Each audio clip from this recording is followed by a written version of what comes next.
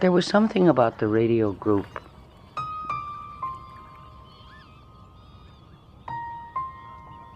Well, the time was different, of course.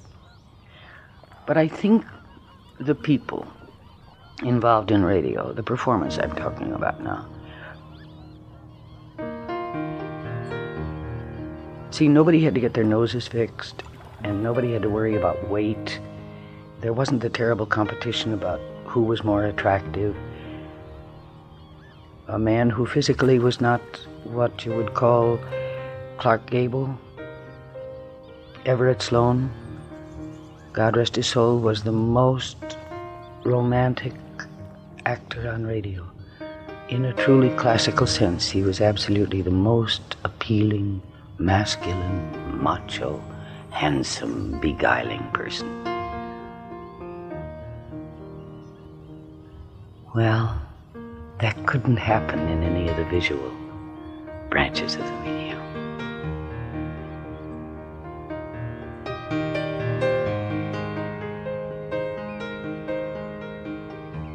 Carlotta Mercedes McCambridge was born to farming parents in Joliet, Illinois on March 16, 1916. She graduated from Mundelein College. McCambridge began her radio career in the 1930s, first in Chicago, and then in New York while also performing on Broadway. You went to Mundelein College? Yes, indeed. Mm-hmm. I was on scholarship there for drama. When I was a sophomore, I was in a play. Some people from NBC saw it and came backstage afterwards. As a result of that, I signed a 5-year contract with NBC, and that was the beginning.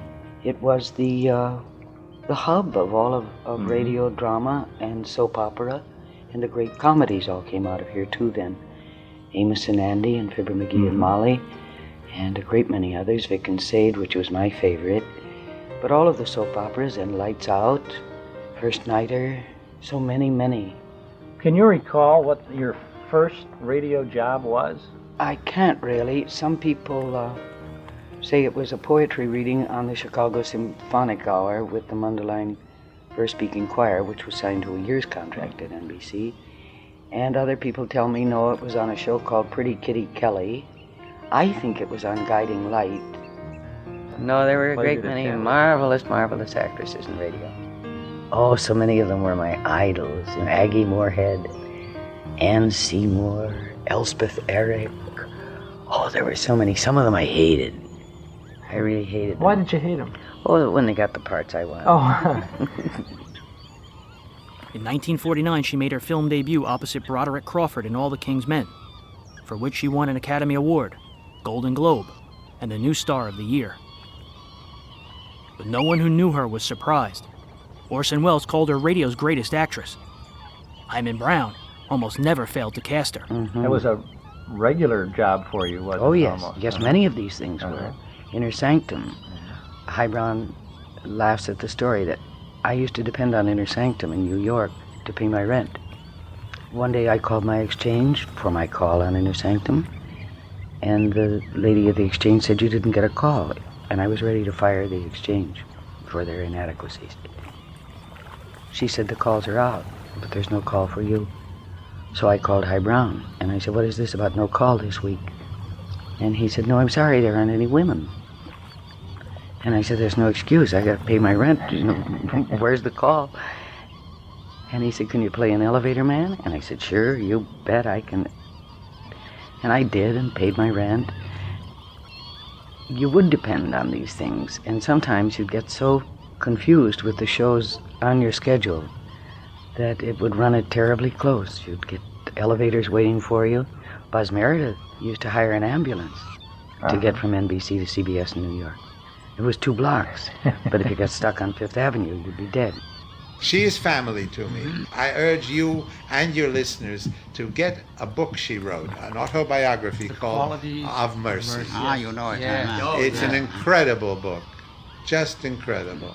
And she is such an example of courage and fortitude in a sense. She had a terrible time with alcohol, and she's not ashamed of saying that she had. And she's had some personal disasters in her life. What she went out and did Lost in Yonkers for 600, some odd performances all over the United States, and did much better than they did here in New York City. And she loved every minute of it. Although she was an Academy Award winner, McCambridge was still a proud cast member of I Love a Mystery. How did you make the transition from radio to movies? I've never felt there was any kind of transition to be made. You just kept one I don't with the think other there's- at the same time, huh? Walter Houston told me that early on, and I'm very grateful. Acting is acting is acting. It's merely a question of projection. If now I am sitting with you here and I am trying to convey to you that it is terribly important for me to tell you that I love you, that's enough to convey it here at this distance. If, however, I were standing medium distance from you across the room in a film studio, it demands a different kind of projection. It becomes terribly important for me to tell you that I love you. If, on the other hand, I am in a theater and there's a capacity audience of 1,200, 12,000 people, it becomes terribly important for me to tell you that I love you. But what's changed? Nothing. Projection? Whom are you trying to reach? What is involved in trying to reach that person? But what is the difference in the feeling? None. One is as intense as the other. It's an opening of a door, and you open it as far as is necessary to let the light in.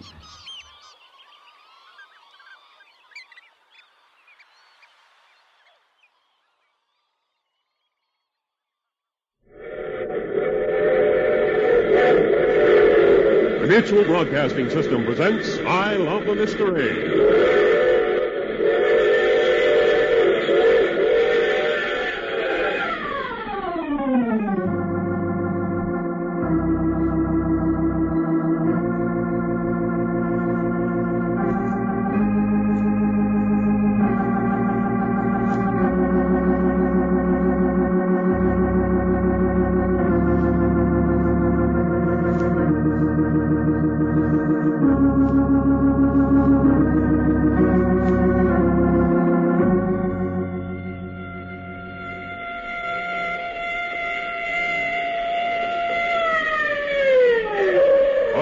Carlton Morse adventure thriller,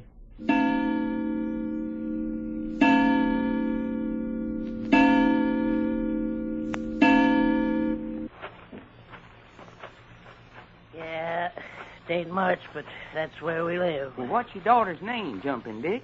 Laurie. Laurie, huh? You mean Lorry? L-O-R-R-Y? Well, that's plain ignorance. It is, huh? Laurie. L-A-U-R-A. That's Laurie, huh? Well, it ain't Kate.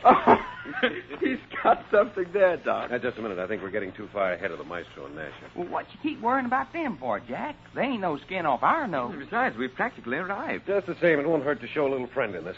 I get a feeling our maestro could be a pretty venomous enemy. You mean he could bewitch us or something with his mysticism stuff? Talk sense, Doc. Well, yeah, that does sound kind of silly to me, even at 6 o'clock in the morning. But if his weapon ain't magic, well, what the heck hurt can he do us? He sure can't chase us with a knife. Well, look at him. 300 pounds of pure unrendered whale blubber. Yeah, fattest man I ever see, or expect to see. Can't hardly drag 1 foot ahead of the other through this sand. Can we be of any help, maestro? How much more of this torture is there? Just a few yards more. Can we help? A curse on this desert sand.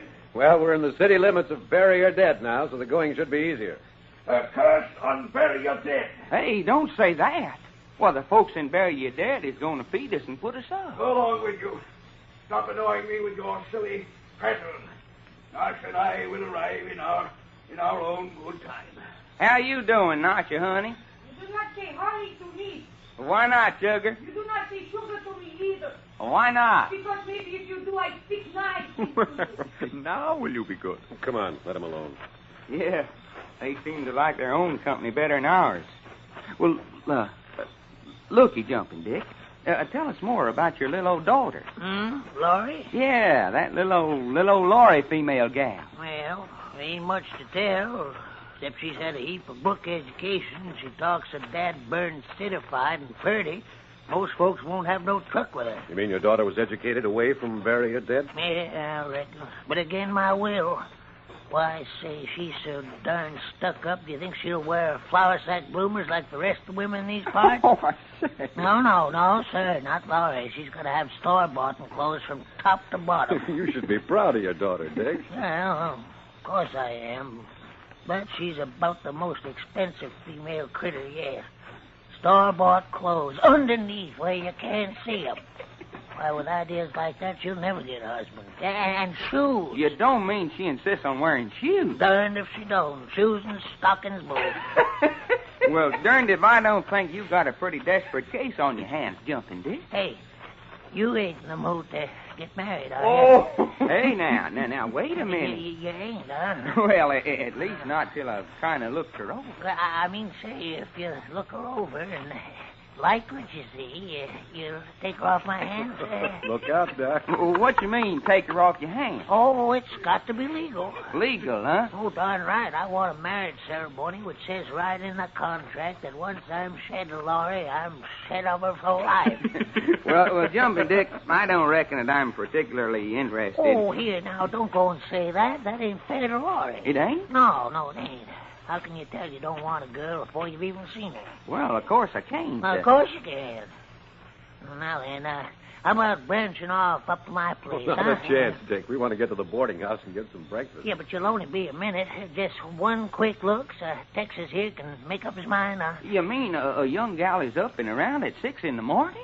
No, she ain't up, but you could sort of peek in through the window. Oh, look here. Oh, that's all right, because there ain't no glass in the window. Nope, that ain't my way, Dick. Oh, ain't, huh? Nope, I like my women on the hoof, especially when I'm trying to judge them for marrying. Well, I could have her up and dressed. Dick, what's that building down at the head of the drawer there? That's Dry Gulch Mary's boarding house. As I was saying, I could have her up out of bed and with her hair combed in no time. Hey, Maestro. Stop yelling at me, will you? That unpainted building at the head of the drawer is the boarding house. Well, when you get there, tell them to reserve the best room in the place for me. And how do you like that? As I was saying, I can get Laurie up and dressed. Forget your daughter, will you? But this is the first chance to marry her off. You're barking up the wrong tree. What's that? The doctor's just kidding us. He doesn't want your daughter. Well, he just said himself he didn't know until he'd seen her. Doc, for the love of Mike, will you put Dick out of his misery? Well, I don't know, Jack. If Laura's as pretty as Jumping Dick says she You is. crazy fool. That's the way to talk, young fella. Look, you go on over to Dry Gulch Mary's and get your breakfast, and I'll run along home and yank Laurie out and have her over there for you to look at. Huh? Yeah, why don't you do that? Texas, you're the same as married right now. I'll be back quick and you can face snow. Doc, I'd like to break your neck. Oh, what the heck? It's all in fun. Man, you're getting yourself into this. Don't come around asking for help. Come on. So that's Mary's boarding house. It looks more like a cow barn. 5, 6, 7, 8 shacks. Well, it looks like this is all there is to bury you dead. Just them 8 shacks stuck around the slopes of this gulch. Well, Dick said there were only 19 citizens in the town. 20, until the wolves killed one last night. Well, that wolf business sounds mighty funny to me. Yeah, it does, don't it? Man, you sure know you're in the desert. Only 6 o'clock in the morning. Already, it's hot enough to fry eggs. Well, here we are, such as it is. A bit on the dilapidated side. Look at that porch. Looks like your foot would go through it if you stepped on it. Do we knock or just walk in? Well, let's try knocking. Come on up on the porch.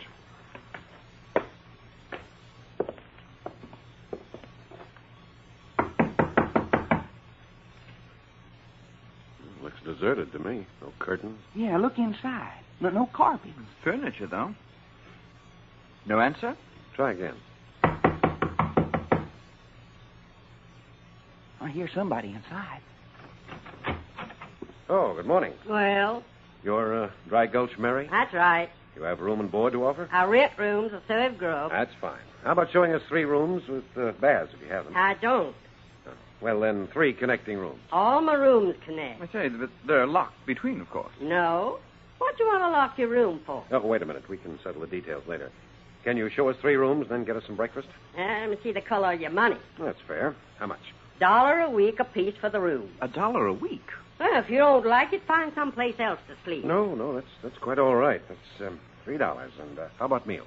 50 cents a day for each of you. Take it or leave it. Doggone, did you hear that, Reggie? 50 cents a day for a week is 3.5 times 3 is 9, 10.5. You'll feed the 3 of us for a week for 10.5? Don't try to jaw me down. No. And here's the 10.5, and here's the extra $3 for our rooms. Just lousy with money, ain't you? No, not exactly. Hey, you ain't the fellow that killed Alky Joe last night, are you? I say. Done what? Killed Alky Joe. Oh, he must be the feller that Dick is telling us about. We understood he was killed by wolves. Ha! Human wolves. Say, who's that coming? Oh, yes. 2 more customers for you. They gonna stay here? Yes, if you have accommodations.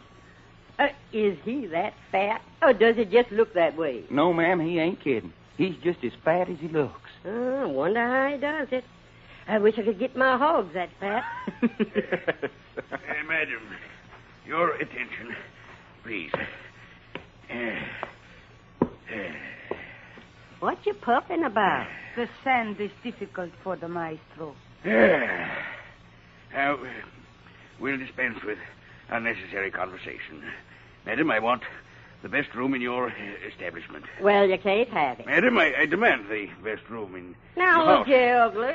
Don't you get tough with me. Huh? I've got the best room in this house, and I aim to keep it. Shall I stick a knife in her, maestro? Stand back. Hey. Don't make a move, none of you. Joe. Jack, did you see that? She throwed a gun on us quicker than a man could have. Mary, put up that gun. Tell me how to run my boarding house, but you flea but tender feet. You don't need that gun. No one's going to bother you. Now, you bet you ain't. Madam, I misjudged you. My deepest apologies. Show us the best room you have available. It will be plenty good. Well, now, that's more like. Say, what about this girl in the night? Nasha. Yes, maestro. Apologize to this good woman. Madame, I have been impetuous. Please, you will forgive me. Is she your wife? No, I will also want a room for Nasha. Oh, that's a Lulu of a name, Nasha. You mind? It's all right by me, sister. Then, quickly, a room, hot water, and then breakfast. Let's see the color of your money. Madam, you question our integrity? I want $1 apiece from you and the girls. Now, that's for the rooms. Meals is 50 cents apiece a day. That's quite reasonable. In fact, very reasonable. Then dish out. At the end of the week. Money talk. My dear madam, filthy lucre is My the curse. soul, allow me. What's this? Let me take care of your week's room and board. Here, Mary, I think this is right. Yes, don't care how you throw money around. Are you sure you didn't murder Alky Joe? Quite sure. Well, you folks just wait here now. I got to go see where I'm going to put you all. A peculiar situation. Hey, looky, maestro. Ain't you going to thank Jack for paying you a nice's way? No thanks is due. The honor of paying my way, as you so crudely put it, is sufficient reward. You think so, huh? You are privileged. Few can say they helped the maestro in an emergency. Well, of all the ornery... Hey, what about you, Nasha? Ain't you grateful? Why should I be grateful? It is you who should be grateful. Yeah? Grateful you have been allowed to live. Grateful we've been allowed to live? That is true. Have you forgot the wolves? Hey, what you talking about? Wait until tonight when the wolves come. Then you will see.